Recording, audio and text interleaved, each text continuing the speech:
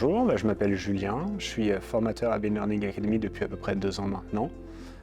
Du coup, ce qui est intéressant avec ce centre de formation, c'est qu'on travaille en équipe pluridisciplinaire dans différents champs techniques pour pouvoir accompagner du coup les apprenants à se former sur les compétences nécessaires pour évoluer au métier de développeur dans différents types de secteurs professionnels.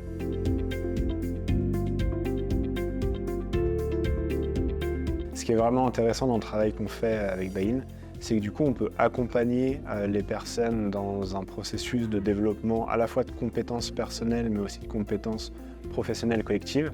Donc nous, les formateurs, on travaille ensemble pour les aider à construire leur projet. On les accompagne de l'idée du projet qu'ils vont pouvoir mener pour valider leur diplôme, mais aussi en lien avec leur projet professionnel. Donc on a des compétences dans différents domaines, du coup en HTML, CSS, JavaScript, Java, Node.js, etc. Et du coup, on a aussi des compétences liées à la sécurité des sites internet qu'on développe.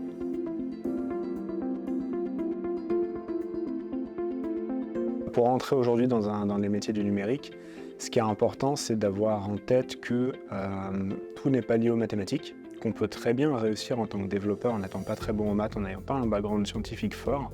En fait, ce qui est important, c'est d'avoir surtout un objectif à terme de s'insérer dans ce domaine-là et d'avoir une connaissance finalement des technologies, être en capacité de se remettre en question et d'apprendre des nouvelles choses.